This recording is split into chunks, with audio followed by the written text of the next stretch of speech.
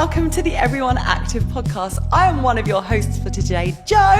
And I am your other host for today, Sally. How are you? I'm really, really good. Thank you for meeting me here. So we are in Harbour Leisure Centre in Market Harbour.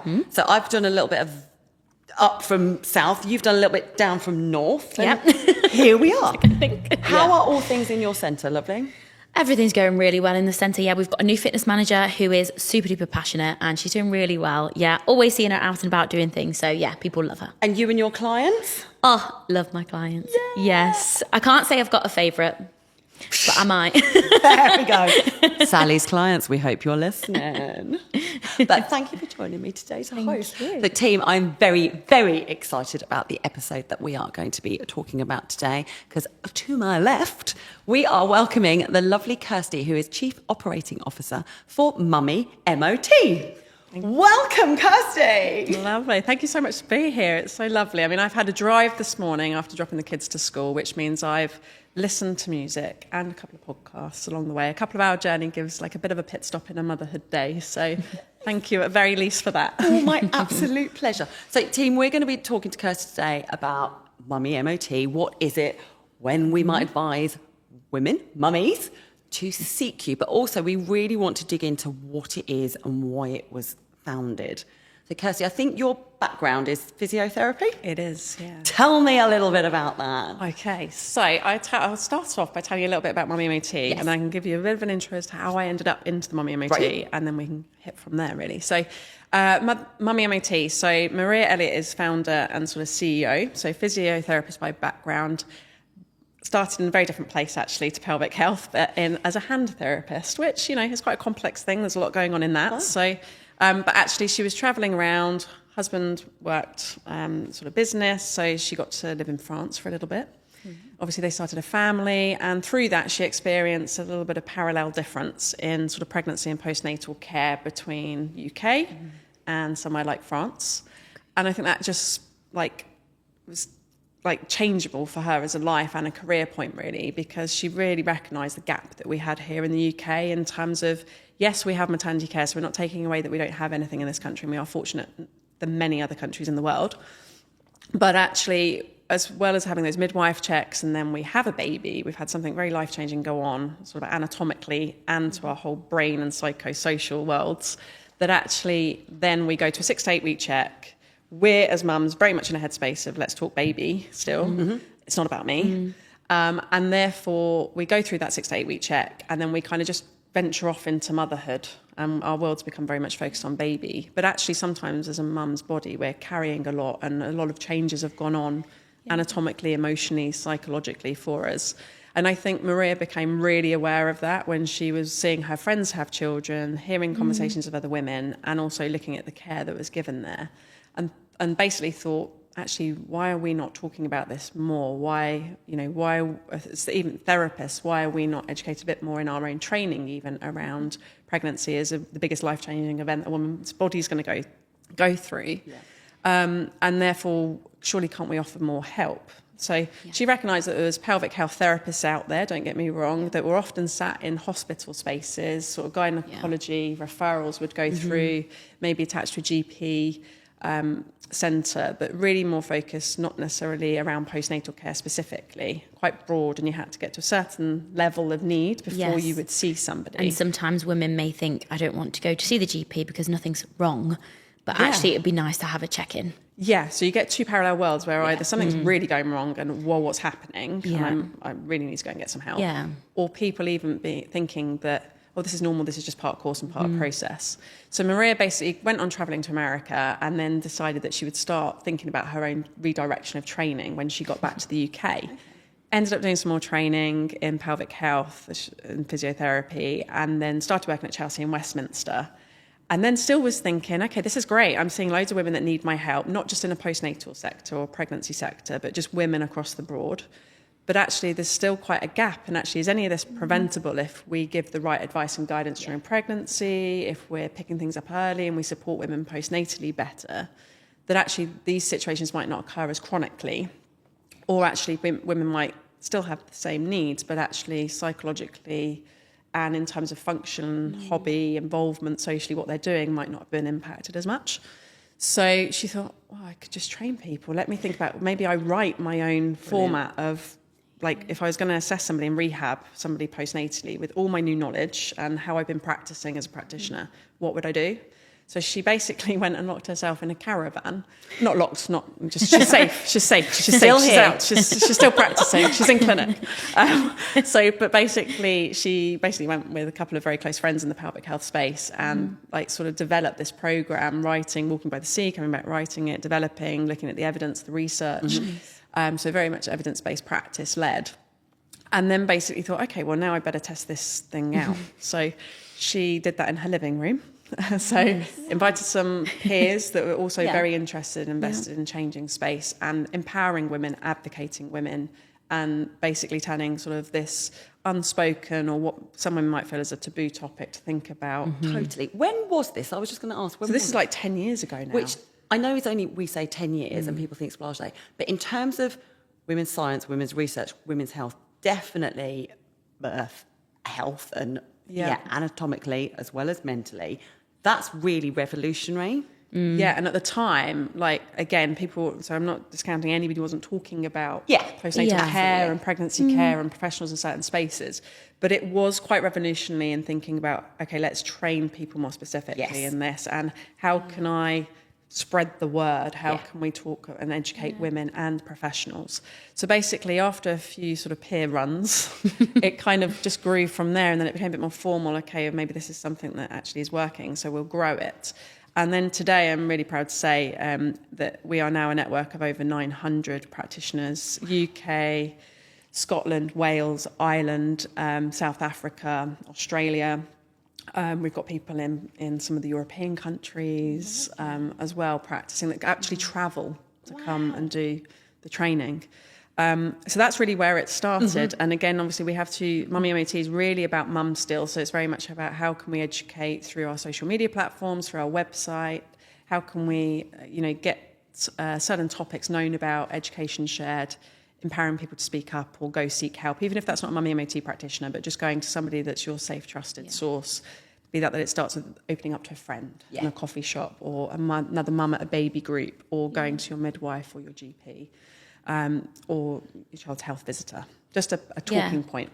And then we have the practitioner, so we have the Mummy MOT Training Academy, so where we really focus on bringing people through their journey, but not people that are just working in pelvic health and they've come with all that expertise.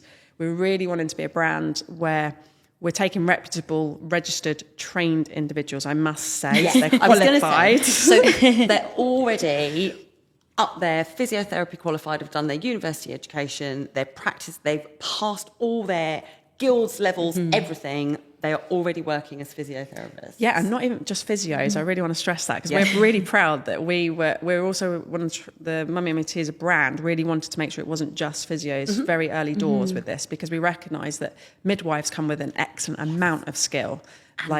And knowledge, where they've already got the whole pregnancy bit and the bit about the postnatal, but they're just looking at a different lens, because their focus when they're looking at internals inside you, for example, is what's your cervix doing, and is the baby going to come out there, and is that safe? As opposed to we're looking at other sort of postural assessments and functional assessments. But they come with a wealth of knowledge that we wanted to just build on and give them skills. And also we recognise a lot of midwives are wanting to work broader to the role of seeing somebody in pregnancy in those 2 weeks after. They wanted to have that ongoing continuity and supporting the women, how they were coming into motherhood and go on that journey with them.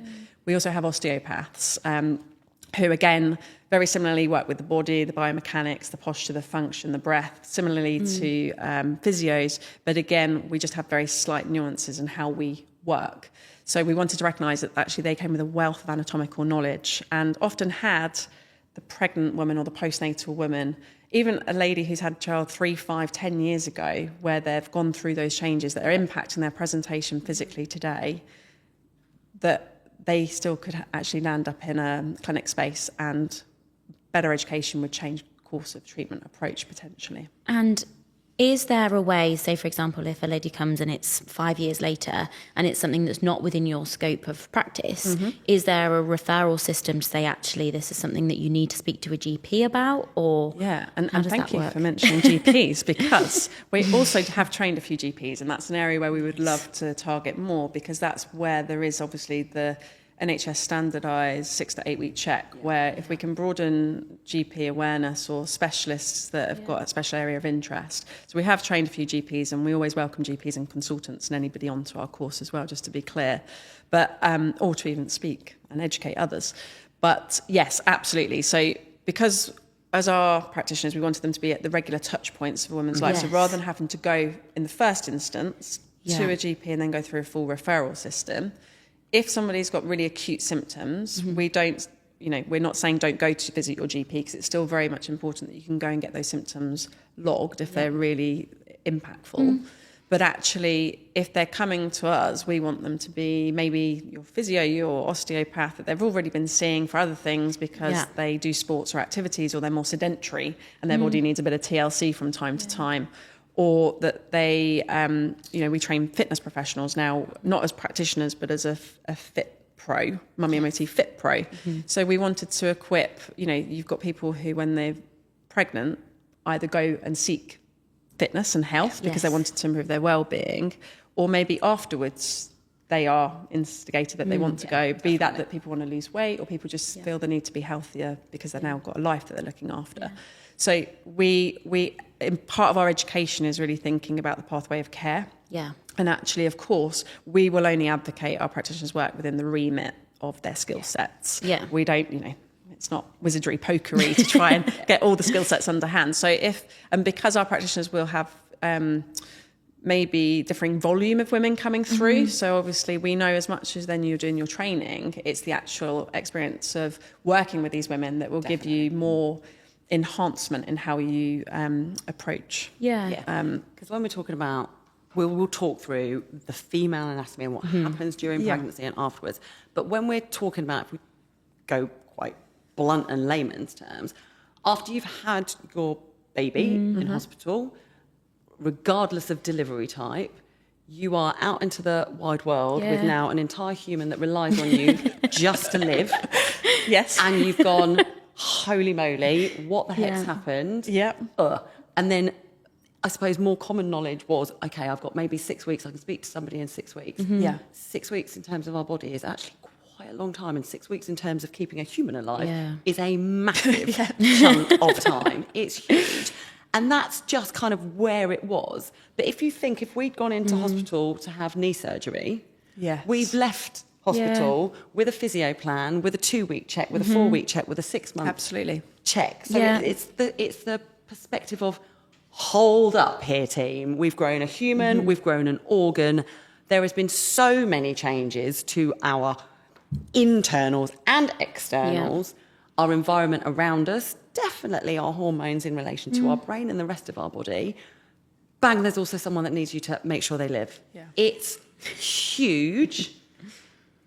And that's why it's so important that we've got you. Can you tell I'm a little bit passionate about this? Because there is that gap. Because me as a fitness professional, I have people maybe 5-6 weeks post, and they say, "Can I come back to the gym?" And the question is, well, what has your doctor said? And they say, well, I've been signed off to exercise. And there's that huge gap between you're really good to go and deadlift your body weight and you've just had a baby. So there's that gap in between of you might be okay to exercise, but what might that look like? And having someone like yourself or the practitioners to give a bit of more of a thorough check. I've had the privilege of training pregnant women, probably for as long as Mummy MOT has been around. And if they are all listening to this, you know who you are. Melissa's, Tara's, Katie's, hello. I'm not going to name you all, but I'm constantly, please go and find a Mummy MOT practitioner. This is one where you live. Go and book in and see, because visually we can go, oh, we've had a 6-week check. You look good. But I'm like, it's a check.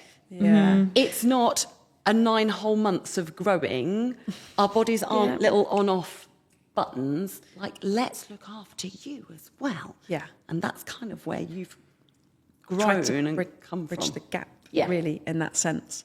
And it totally is. And even when you get women that are either feeling that their body's ready or they've been signed off, and just as you were picking up, Sally, actually about the differences, depending on where that mum's starting point is from before and being pregnant and their whole interest in being active, can also lead and impact, as well as the, how busy their life is and everything. But whether they're like, we take on the superwoman ancestry role, don't we, sometimes, where we're like, oh, we can do everything.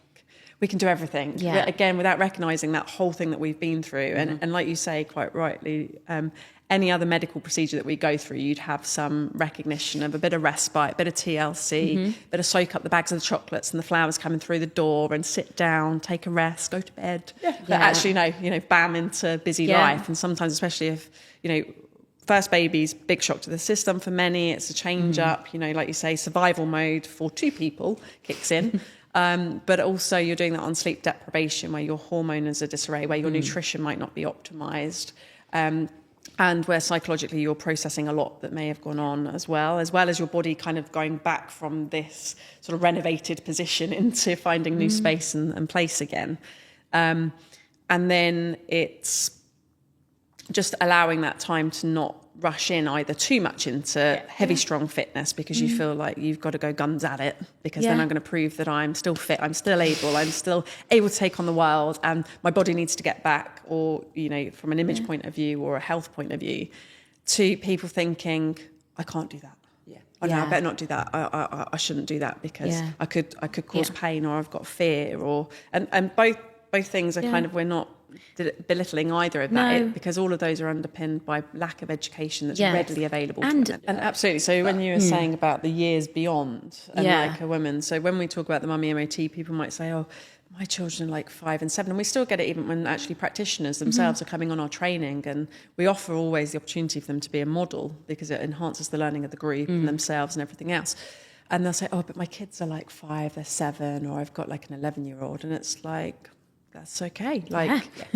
Because actually your body, and we can talk about the anatomical changes, they've gone through that, and has everything restored perfectly, or not. And sometimes have you just got on about your day and made adaptations or not talking about things. This is a big thing for all fitness professionals out there, whether you're leading a group exercise class, whether you're a personal trainer, whether you're an online coach. After a woman has had a baby, they are postnatal for forever.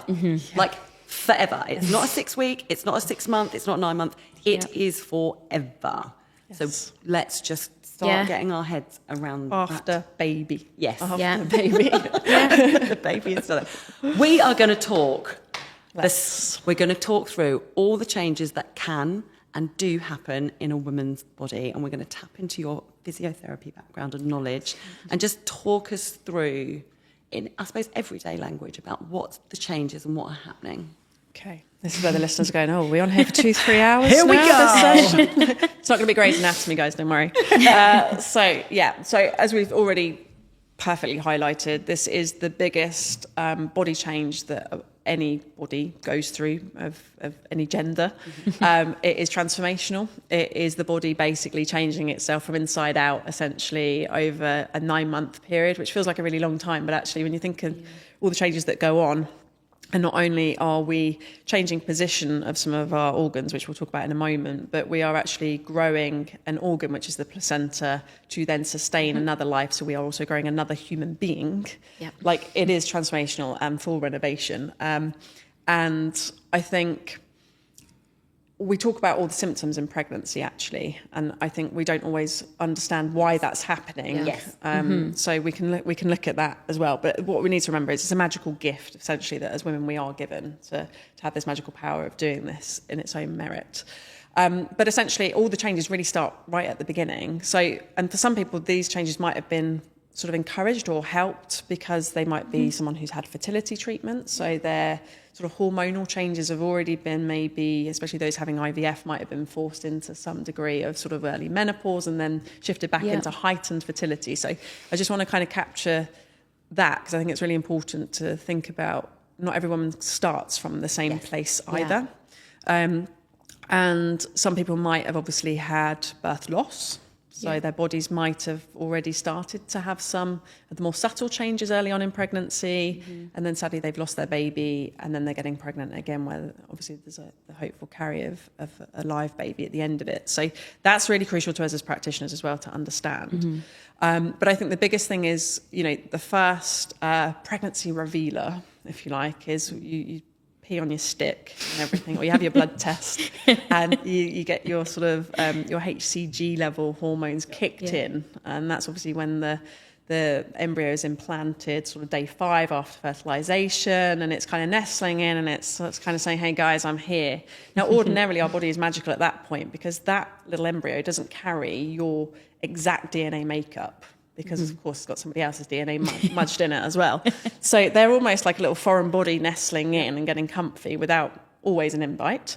But again, they are obviously changing your hormonal makeup already and sending out this HCG. But our body would usually detect that as a foreign body and send all of our sort of immuno cells to it and fight it. Whereas something quite magical happens in the first instance, that it's recognizing that this is actually life. We might want to keep it. And then that's where you first get the buildup of like the mucus plug in your cervix to kind of protect. And that's like an antibacterial little plug. Which obviously key when people are looking at when they're potentially obviously going into like a labour setting, be that on time or early. But essentially you get that hormonal release, and that starts to make other changes to other hormones in your body as well. So particularly over that first 12 weeks, your placenta is growing. So whether you're aware you're pregnant or not, you've already got mass energy, red blood cells, blood pressure, blood flow going to make this whole new organ that will grow over the course of that 12 weeks, about 700 grams, which is a bit like you eating it's probably not a nice thought actually, but it's a bit like eating a steak dinner. Like it's that kind of weight. So before you know, and even thinking about anything else, you've kind of got something that's a bit weighty and requires a lot of iron out of your body as well. So obviously we see that in that early trimester, people are constantly talking about being fatigued or they're more tired. And the reasons for that is because, one, you've got redirection of blood flow and all the good nutrients and goodness that you are putting in your body at that point, hopefully some, and the iron. So understandably, you're going to feel more tired. And then equally, so at that point, you're getting other changes starting to occur into your body where you've got things like relaxin and progesterone starting to be on the rise. Could I ask a question here? This may be girl knowledge, may not be true, but when we are having our time of the month, we're encouraged to eat a little more, usually between 300 and 500 calories. Is there an idea within those first 12 weeks of how much more we're able to eat? Generally, again, I think it follows a similar principle because, again, this is to do with the blood flow energy consumption that's going on at this point. And it's really also about what you're putting in. So obviously we're taught to have our supplements and vitamins, but it's about protein especially and iron. Despite the fact that we crave sugar and carbohydrates. Also, I would say to my clients as well that we need to think about the quality of food that we're putting in us, because we can't start talking calories that you could grab from a quick and go. It's about, do you know what, you're setting your feeder for the life that you are growing. So what you're putting in is going to be taking and growing that. Think about. Babies love all the iron as well as because in that first period of the baby growth as well, neurologically, the cells that are having to generate and come together. If you think about when the mums go for their 12-week baby scan, how formed a baby is in terms of shape and everything already. There's so much had to go on. So it's always really key, and you can do that obviously by looking up your own research or advice and guidance from creditable people, talking with your GP, talking with a dietitian, talking with a healthcare or fitness professional that's done additional sort of nutritional training, nutritionist specifically, who would really give you much more involved conversation about that. But we will advocate our mums to be taking their right vitamins and supplements, and their folic acid still on their supplements, and then thinking about iron and calcium and proteins as really picking that up to support that. The good you want a nice, healthy placenta and baby that's happy just growing and developing in there. But that's just obviously one thing that's going on. But obviously there's so many other system changes that are going on. So as obviously baby's going to grow, your uterus has to kind of swell. And obviously that continues to do that as baby grows over the time. But equally with that, a lot else happens, because not only is the uterus growing and to a point holding more and more sort of amniotic fluid around the baby as time goes on, and obviously then that means that your kidneys have to change their lifestyle up a little bit as well. A picture of all your organs and where they're sat. Basically, you may as well screw that up, shake it about, and then open it back up again. Make way. Because push them that way and push them that way. Everything has to move. So your uterus would usually sit obviously quite low down in your abdomen, whereas now what it's going to do is it's going to swell, it's going to lift upwards and outwards. And in turn, what happens is your diaphragm will now shift up. So women will talk around feeling breathless, that actually when they're trying to do more simple tasks like getting in and out the car or going up the flight of stairs or carrying heavier items, suddenly they feel a bit more puffy. And they're not making that up. That's real. Like the diaphragm needs to normally obviously expand and contract to allow the inhaling and exhaling function of your lungs. Yeah. Or your ribs will flare outwards and come outwards and upwards a little bit. And this is again allowed by relaxin and progesterone increasing in your body, trying to create a little bit of room up here so that then you're breathing. But what happens is we then really, we don't get good belly breathing. Yes. We get really short diaphragmatic rib breathing, which can become really short.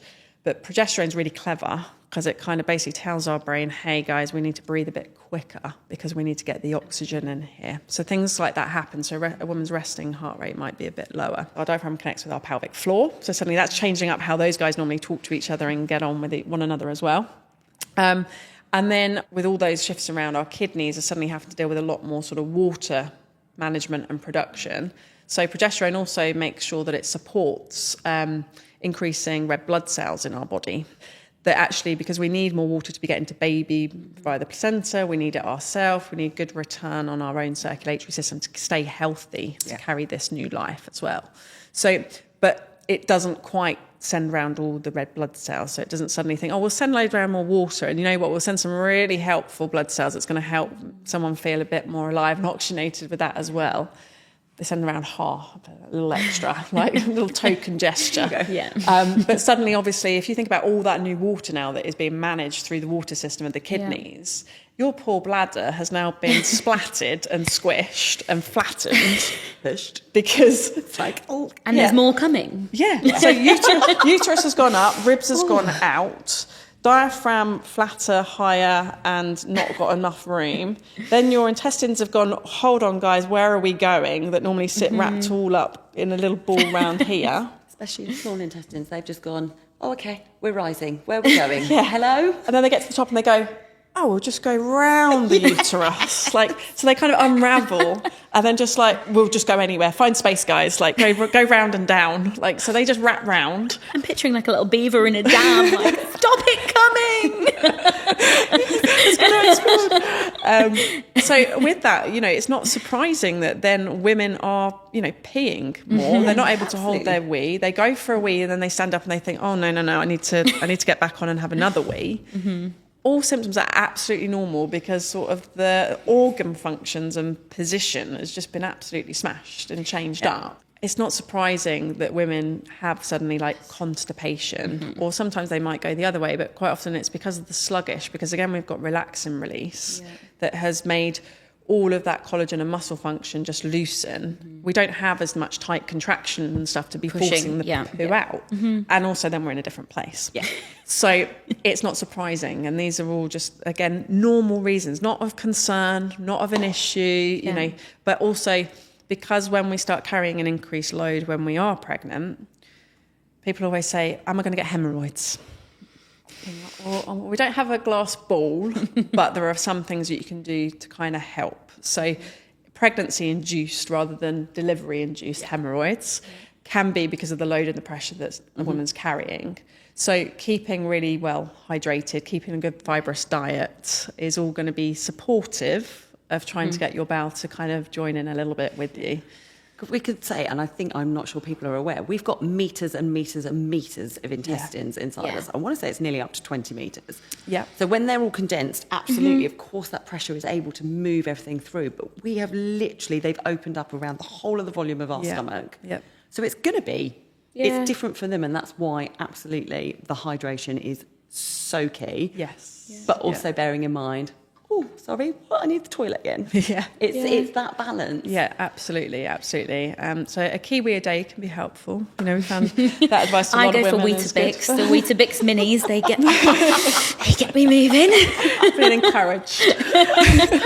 But yeah, I mean, you asked me, Sally, about back pain specifically, and I think that's not to say that actually some of what we would call visceral, which is like organ, so all that movement, of course, it's going to change altered pressure and feeling and sense, and also how, you know, where that's positioning, where it's putting pressure, and where if things are on one side more than the other, obviously a little bit of weight difference inside, as well as baby is now growing sort of up and out, if you like. So quite often the sort of more pain that we find in terms of, you can get joint pain, just to be clear. So it could be knees, it could be ankles, hips, shoulders, any joint really, because relaxing isn't like picking a joint and going, do you know what, on this person, let's go for elbows.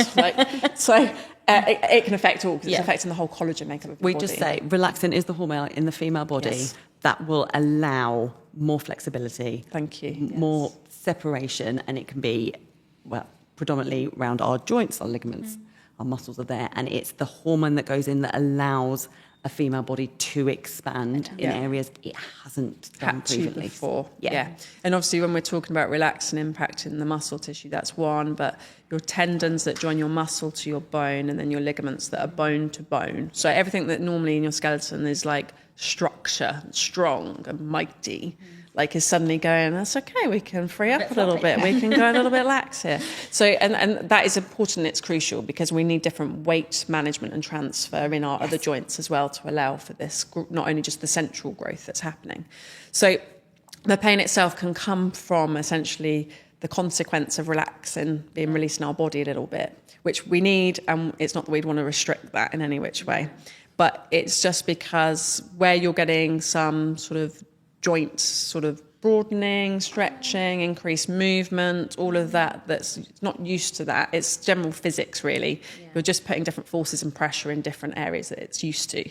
And therefore, typical areas that we will see in sort of that more central area that sometimes postnatally might persist longer than other joints is that sort of lower back, like we would refer to it as a sacroiliac, but it's basically where your spine meets your pelvis. Some women will get sort of pubic bone pain, so at the front. You might hear it termed as pubic symphysis or symphysis pubic dysfunction. And that's like just where you get a little bit of separation in that bone. And then again, it's all normal. It's nothing scary. It's nothing that's not going to like necessarily resolve itself or cause real persisting pain. But there, and the outer hips are a really common area as well that we see. And also sort of the saddle. If you imagine like you've been on a bike ride and the area you get sore when you've cycled and you've not cycled for a long time, which happens when you have kids as well. That area can become sore because it's just, your pelvis is so central to your weight distribution and how we manage what's above it and below it. It's an area where it has quite a lot of impact and effect. Yeah. So, that's more the reason on that side. Yeah, the reason I ask is because especially with the back pain, a lot of people, whether they're pregnant or not, are concerned with back pain. And I think it's like when you're pregnant, it's normal, but it's good to go into the depth. Why is it happening? Why might it? Yeah. But you're just starting to learn so much more about triggers, anything on your body when you're growing that baby, but also your centre of gravity is also changing. So your whole postural system is going to be, and it does totally change. Yeah, you see women where they might have had quite an upright posture beforehand, or even a bit more slumped if they're like an office desk worker, for example, and less mobile in the day-to-day, where suddenly they're having to manage this weight at the front. And then, you see them leaning back, and that pressure on that joint at the bottom is totally different. So it doesn't mean that just to be clear, it doesn't mean you're causing any damage or anything at all. You might have irritation, and sometimes that's nerve irritation, sometimes it's a bit of joint irritation and a bit of inflammation. But actually what we're aiming to do, and certainly our practitioners will support afterwards, and also, just to be clear, our practitioners can see you during pregnancy. It doesn't have to be. We speak about it as the postnatal check you deserve, but actually we encourage practitioners to also support, and as we do in Central Clinic, to see people in pregnancy, because it's all about that supportive journey, advice and preventative information that can be given. Because actually, yes, there are biomechanical changes that to some degree are a bit unavoidable, but actually what we can support is making sure that you are getting stronger in the right muscle groups, that actually we're supporting where you might need a little bit of extra flexibility or supple area because the muscle's holding more tension because it's working differently, which is normally the cause of the pain. Again, it's thinking about just where you're getting that advice from, because we always see that now you go onto Instagram. So over the last few years, it's been very menopause has crept up everywhere, which is fantastic. And we definitely in women's health space encourage that. And again, we see as someone in this space of sort of pregnancy and postnatal health, where suddenly everyone's talking about it and a lot of professionals are talking about it, which is amazing. And then you see a lot of other people that might be influencers. They might be in a beauty space. And sure, some of those people are wonderful and they've had their own knowledge and journey and research and everything. So this is definitely not a blanket approach. And some of them might just be trying, and but they might not just quite hitting it right. Yeah. So, and again, you know, people talking about things is great, but we just mean that it's advocating that you're getting the right information from the right source. Yes, exactly that. The right source. We already get that a lot as fitness professionals. People will come to me and say, I've seen this online, I've seen that online, and it's digging through all of that. So yeah, having a reputable brand. If any stage of life is important, every single pregnancy is different. So just because it might have worked for that person does not mean that that's going to work for you. And that's why the importance of trained professionals is so important. Yeah. Absolutely. And as we've picked up all the body changes that we've already spoken around, and, you know, the ones that we haven't really touched on is like something that you made me think about it, actually, when you said about running and the foot. People go, my foot's bigger. Like, am I imagining it? Is my foot big? I'm swollen. I've got swollen feet. And it's like, well, actually, no. Or post-natal, they'll say, I can't get into my heels. And it's like, no, because your foot, because relaxing. I mean, it's getting a lot of airtime, this hormone, right? But because it relaxes, obviously, normally your ligaments and your tendons would hold your feet in a certain position, lovely, because it's got to take all that weight of your body. And then now it's got to take more weight. Yeah. But actually, that has also helped relax those tendons and ligaments in your foot, so you get more separation and spread of your foot, so you lose the arch in your foot, some people, and that changes again the pressure load and the weight, or for some your foot size, which whole new foot wardrobe afterwards, surely.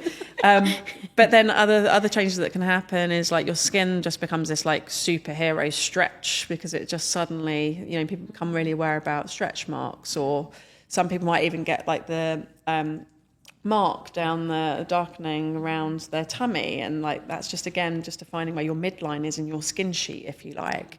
But also people's brains change. You're like if we were a computer, actually, it'd be like a software update, like 2.0, like version of yourself that's just prepped for motherhood, because neurally you're rewiring and prepping for motherhood, again based upon all the new hormone release that we have as well.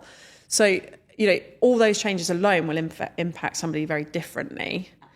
But actually, we all are individuals. We've gone through our own sort of physiological changes, depending on what things we've been interested in, how active we've been, how sedentary we are, what we eat, what we drink, how we work, what hobbies we're doing, how we're sleeping, how we're eating, and then what stress we've gone through as an individual. So emotionally, how we respond to that as well. So it's definitely, if someone's coming from Mummy MOT, as much as we are a national sort of standardised framework, if you like, for a check, it's very individualised and personable. Yeah. So the structure is one thing, but the relationship and rapport with you and the investment in you is very individual. Definitely.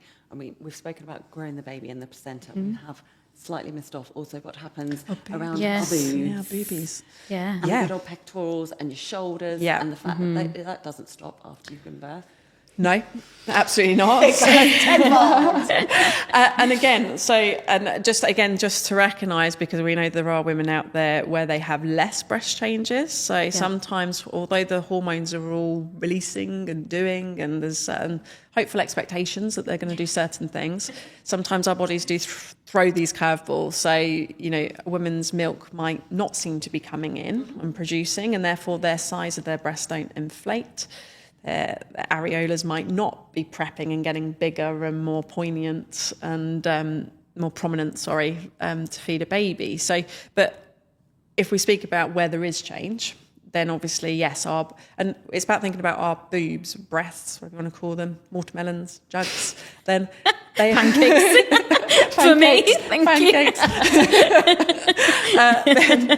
Then they do, obviously, they are a mass and they are a load. They are a weight. You know, if we could just, for some, we'd like it where you could just take it off with your bra at the end of the day and put them back on, because they are a weight. And obviously, sort of our centre point is in our thoracic spine, so our upper back, between our neck and our lower back, between our shoulder blades. And obviously, if we've got something at the front of our body that is growing very big in our tummy, and then we also up top have something that's growing very big, we've already talked about posturally, you know, the base of our body and our spine wants to lean backwards to counteract the front bit.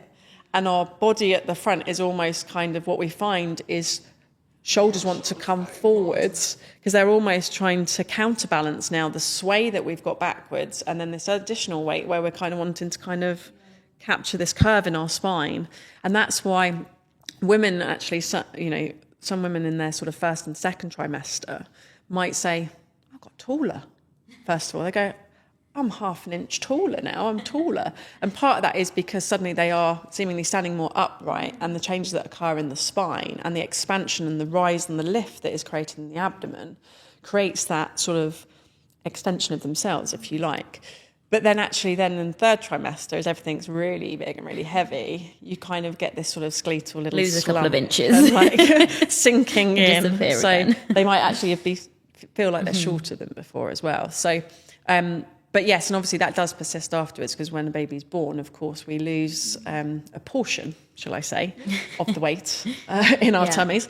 Not all ladies, not for some time, and that's absolutely fine. Yes. So at the very least, you're losing that. But obviously, boobs, the idea is now they're going to, for some people, actually bring in that milk more. And for those especially that are looking at breastfeeding, because every woman who has milk come in might not choose breastfeeding, and that's also absolutely perfectly healthy, natural and fine. But actually, again, so some people might obviously go into not feeding and their milk dies off and goes away, and obviously the breast tissue changes will occur quicker as those hormonal changes. But for those that are breastfeeding, and some people will breastfeed for a few weeks or months or years. Yep. And the size of the breast will obviously be impacted by that as well, as ongoing hormonal duration. This may or may not be Mythbusters, but people suggest that if you breastfeed, you lose the baby weight sooner.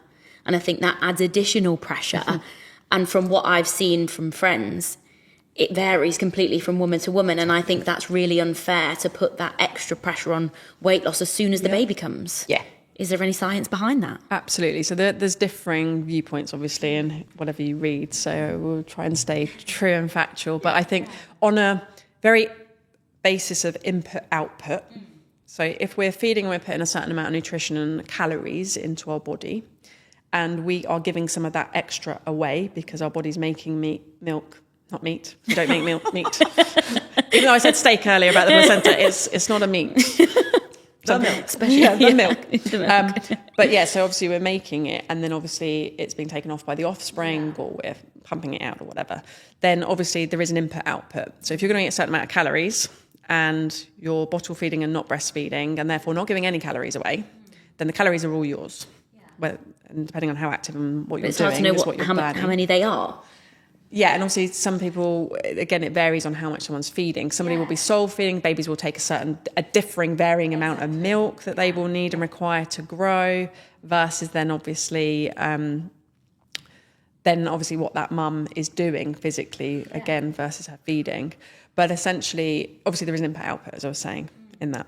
But then also there's how much that mum is processing, her metabolism, again, how sedentary or functional she's doing, the strenuous element of that burns more calories, and also what hormone levels are, because we know progesterone, estrogen, and everything like to play around with our weight as well. So there's too many variables to give an exact, and I think That's the answer I thought. It shouldn't be Totally. a pressure related No. to baby weight loss, because actually that's so individual, and it shouldn't lead a decision over feeding or not feeding, in my personal opinion. Totally agree with Agreed. you, but I also Yeah. think it's a subject that hasn't or wasn't researched as much as it should be, and there was absolutely pop your best dress on and go out. And if we think Mummy MOT has been around for 10 years, absolutely we've had female physios around longer, but if you think about our generations of mothers, let alone our grandmothers, it was put your best dress on, get going. Yep. So it's really new, and it's so important for when we've got a platform to talk about. It is an individual journey. It's absolutely down to that one mother. There is no pressure from, or there should not be any pressure from society. We want to get you back to your best health and your best version of whatever that looks like postnatal. Absolutely. And it doesn't have to replicate somebody else or even replicate the you beforehand, because you are going to be a different person. And I think the only other thing on breasts and boobies to mention is that obviously, and there are therapists who specifically have gone into the area of breasts as an area. There are a couple of people specifically that we kind of know of and work with that will look at load of the breasts more specifically. So there is people you can reach out to much more specifically about that.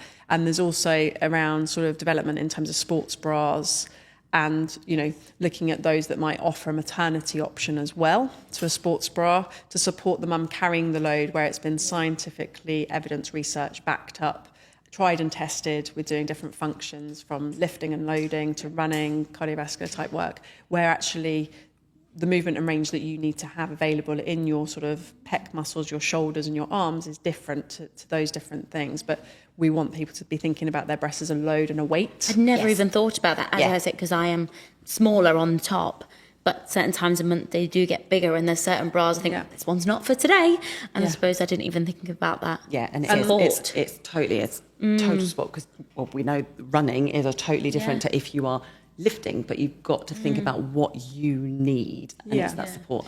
And that's why we will advocate that mums do, you know, during their pregnancy, at different stages of pregnancy, and also when they are postnatal in the early stages, but then afterwards, as they notice their breasts changing, that they go and seek that assessment. So that can be obviously in your local high street stores where they're doing breastfitting. If you're much more sports minded and you are returning back to fitness and activity, then obviously there are companies out there that you can look up that will offer specific levels of training and assessment and give you something that's fitted and suited to what you're designing to do with it. Yeah. So.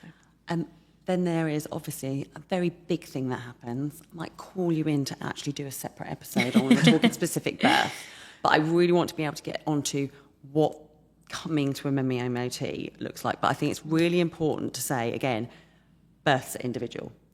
Some are marathon 24 hours, because you could go from labour and then you lose your water and then you are ready to go instantly. But some people don't. That journey is still totally different. And then we've also got our gorgeous mothers that have gone through a C-section. Yeah, absolutely. And again, they both vary, and we could talk a whole topic on type of birth deliveries for sure. And we not only have sort of vaginal delivery, but obviously we have sort of assisted delivery as well. So it's kind of that medium position, I suppose, where there has been assistance. And then again, we have still sort of 39% of cases in the UK will go to C-section. But obviously a huge percentage. Yeah, that is big, But those figures will still be very variable based sometimes on demographic and location. And some of that can be ethic related in terms of needs and safety that are happening. It could be that actually it's around ethnicity or culture decisions. Now there's a lot around lifestyle choices and people seeing or thinking that C-section is an easier route, which we would advocate that you wouldn't go and have any other abdominal surgery for anything in your sort of abdomen that we've spoken about today. Whilst we're not going to go too far into that whole birth process, I think it's really, really important to just talk about, though, the layers that are cut through, the muscles that are moved in order to have a C-section delivery. Yeah. Yes, thank you. Yeah. Go.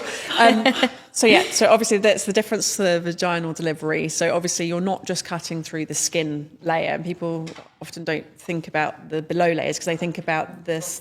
The scar that they're going to have at the end of it is generally where we sit, because we think of that aesthetically or comfort because of the nickel line and places like that.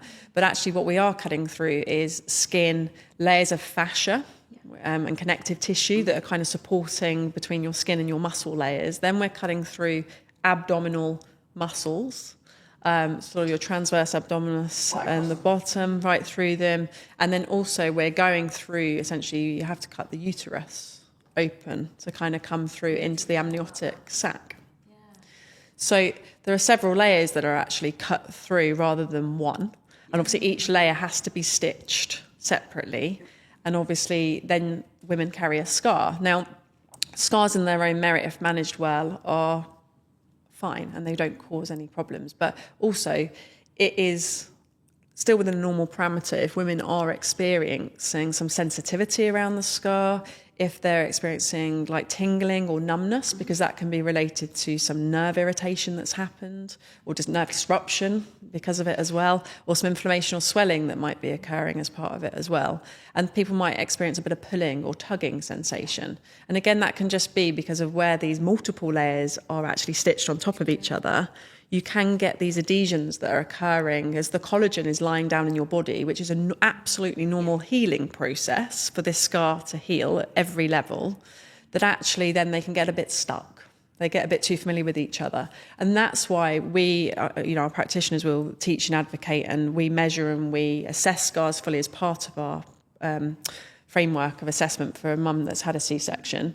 But actually they will look at how healthy it is. Is it red? Is it looking inflamed or angry? Is it oozing? Are the stitches kind of healed well enough? Have the stitches come out safely?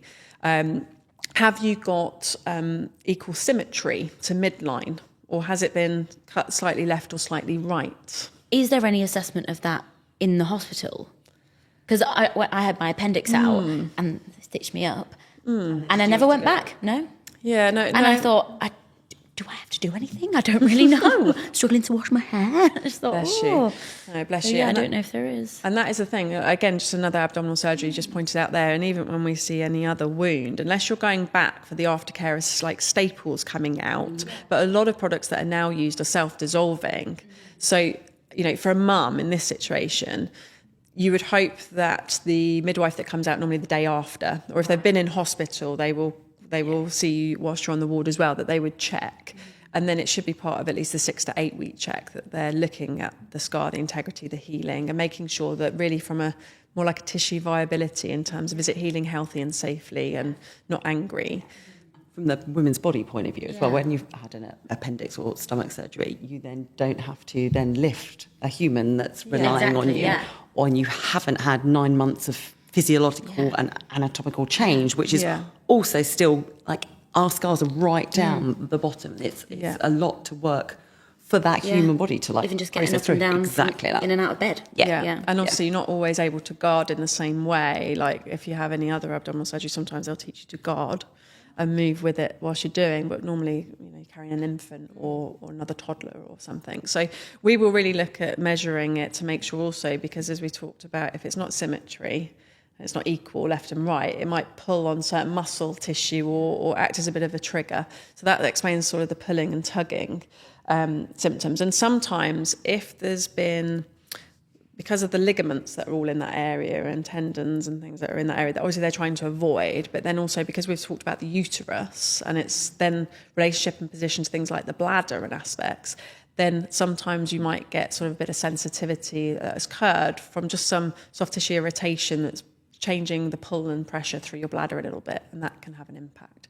But there's amazing scar therapists that solely work in scar therapy out there as specialists, but our practitioners are kind of taught around scars and different techniques, but at a very simple level, sort of getting familiar or asking your midwife or your health visitor, if you're out at the time of it, or your GP, or see a local Mummy MOT practitioner to look at sort of your scar massage, C-section scar massage, and kind of starting that so that you can get, after a couple of week periods, that you're just gently starting to support that collagen positioning and increase that blood flow and just looking and knowing, but also recognising what's gone on. And keeping well hydrated as well, because that's just part of the healing process as well.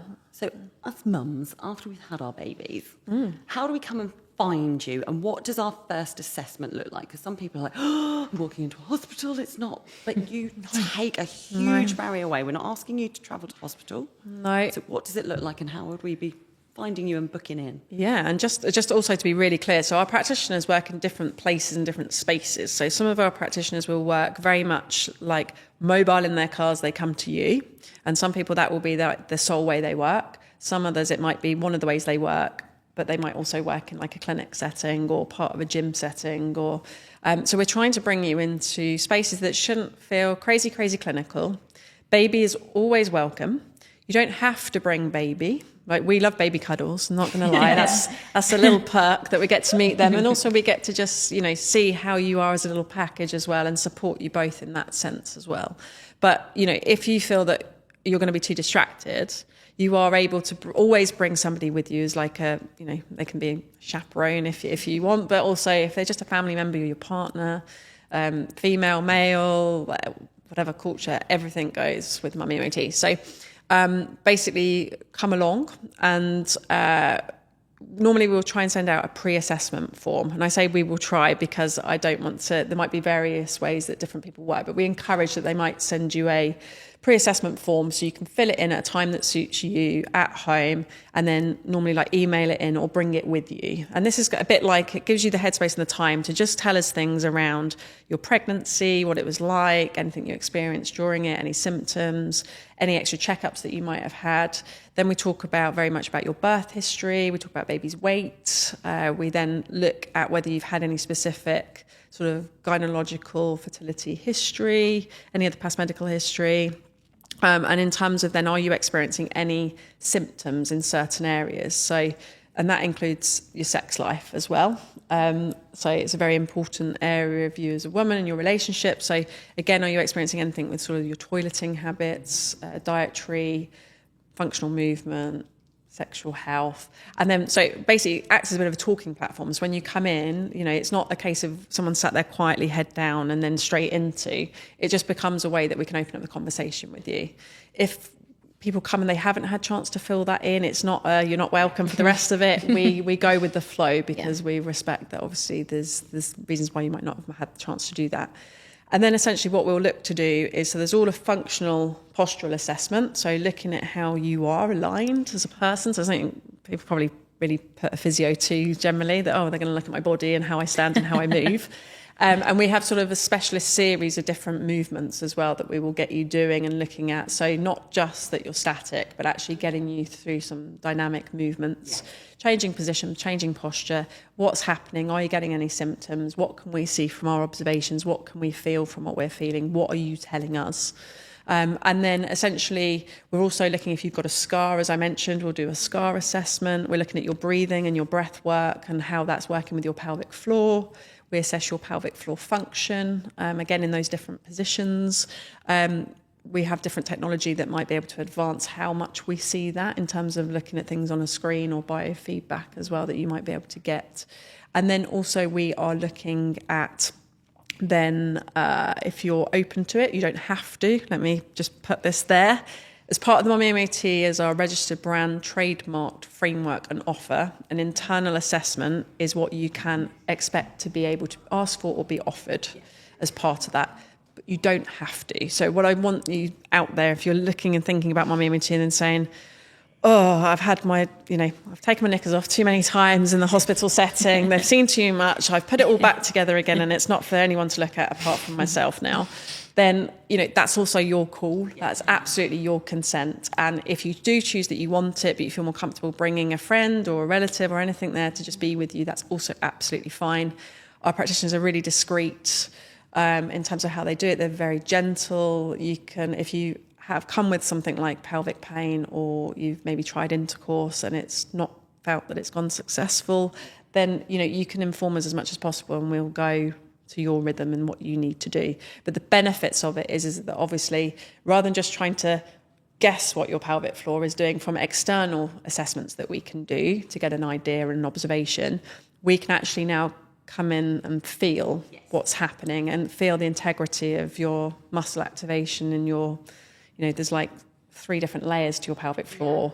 There's like 13 different muscle groups. So it's not just this simple one muscle that's going on in there. There's quite a lot happening and coordination. So we get to feel that. We get to feel, especially if you've had vaginal delivery as well, where there might be some scarring or some muscle tension or laxity or where you might not be able to activate the muscle group as well. And that really homes in how then we help you going forward. And then we basically try and package that up then in being able to articulate to you if there are any findings. And I say if, because some people will come just as an extra check. Like, it doesn't mean that there has to be big raging symptoms to come and see us. It doesn't mean that we're going to find any raging symptoms either. But obviously, if there is anything that you notice and tell us, and we pick up through assessment, that then we will work together in terms of what that treatment plan would look like and how we can help. And that doesn't always mean that you have to be this big returning customer all the time, because we know expense is another thing. It can be that actually part of that is just empowering and advocating you and giving you the right guidance. For others, it might be, okay, you're going to go off and these are the really explicit things to do to try and fit in. This is your life, so this is how it's best going to fit in.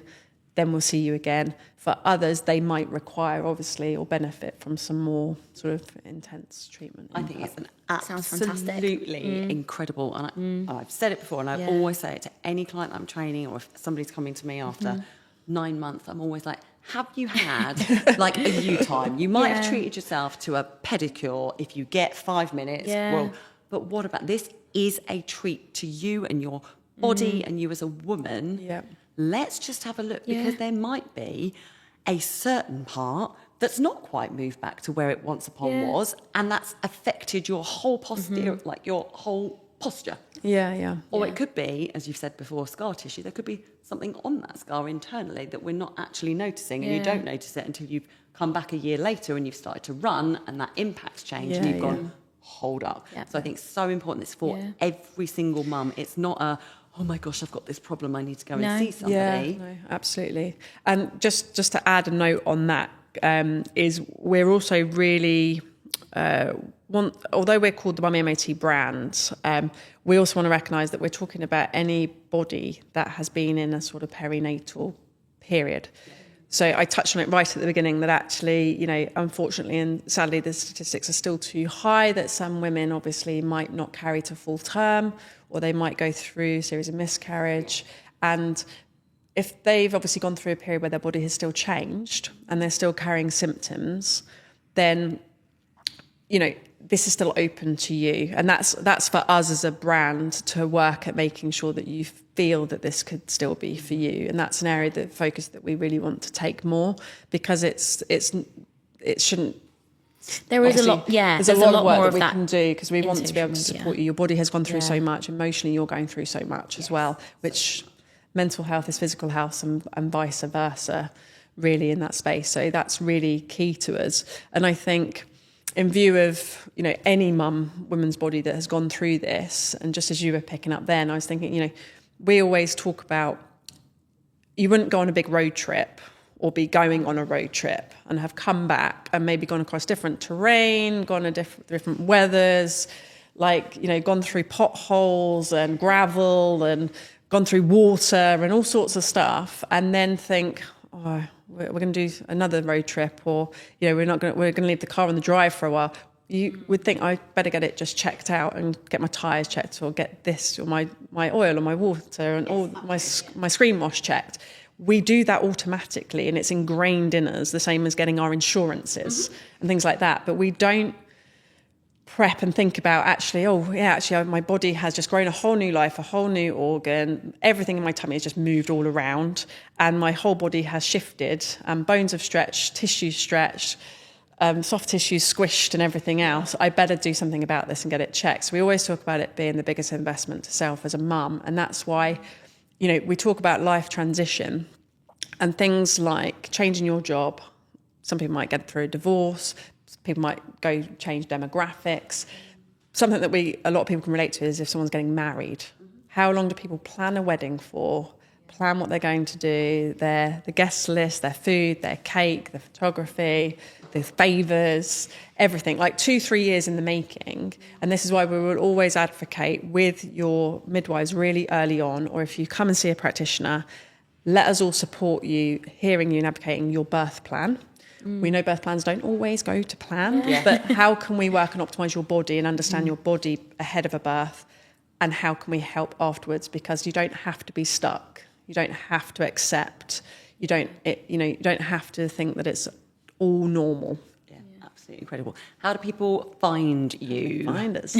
So we, as I say, we have practitioners all over. I think I said that earlier in the UK. So if you come onto the mummymot.com, then you will basically be able to find us. And we also have a practitioner directory on there, so you can go in, and there's an area for mums. You can go into that and find a practitioner, and you can put in your postcode, and it will come out with all of the ones that are nearest to you. There's advice and education on there. If you happen to be a fitness professional or a physio, osteo, midwife, GP, consultant, very interested in kind of learning more, being part of the movement and joining our community, then there's an area of professionals and you can look at our training there. You can email us on help@mummymot.com, whether you're a mum or a professional, reach out for some help and guidance. We are quite often being approached by mums if they've used the directory or unsure or they want some different advice, and we can prompt and guide you to the relevant locations. But yeah, I mean, I will use this opportunity as well just to do a big shout out to all of our practitioners. Yeah, absolutely. Because every one of them, you know, we're working centrally. We're trying to get brand awareness out there, because of the movement and messaging, the importance of advocacy for mums to advocate for themselves and reach out for support.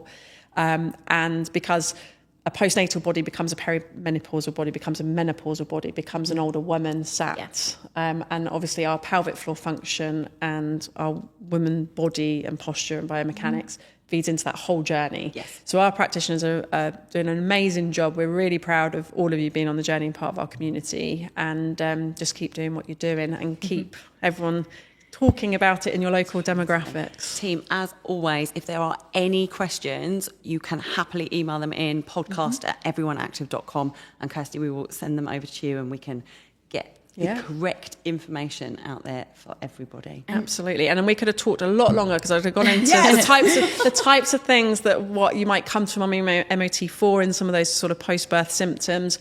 Always happy to come back and do more talking about those things if it's helpful, but also if you've got a question, then pop it into the box. And do you have social media or anything? Oh, we do. Yeah, we just like obviously just summarise. Yes, Maria and Davina would have said, just didn't tell them about that. Yes, so on Instagram you can follow the Mummy MOT, so _Mummy_MOT. That's our main page. If you're a practitioner or a fitness professional and interested on a little bit that goes out on our training side, you do the same again, but add training on the end. So _Mummy_MOT_training. And well done. And you'll find us on LinkedIn as well. And we can talk to our absolute geniuses, videographers. Hi, David out there. Hi. We can pop a link. So if you are watching this on YouTube, we will pop a link. Awesome. If you are listening on any form of however you listen to your podcast, we will add a link on there too, so we can keep the connection out there. Kirstie, thank you so much for joining us. Thank you. Thanks for being here. I've learned so much. Brilliant. But this, just an important part, this is for everybody to listen and understand. Granted, it's the female that goes through it, but it's a whole collection. It's the community, and it's absolutely. You're not alone. And thank you for providing such an amazing service. Sure. The team, please spread this podcast far and wide. Give us 5 stars, thumbs up, however you rate podcasts. Just do so. And Kirstie, honestly, thank you so much. Thank you on behalf of myself and Mummy MOT team for having us here today as well. Thank you. Appreciated. Team, take care, and we will see you again soon. Bye.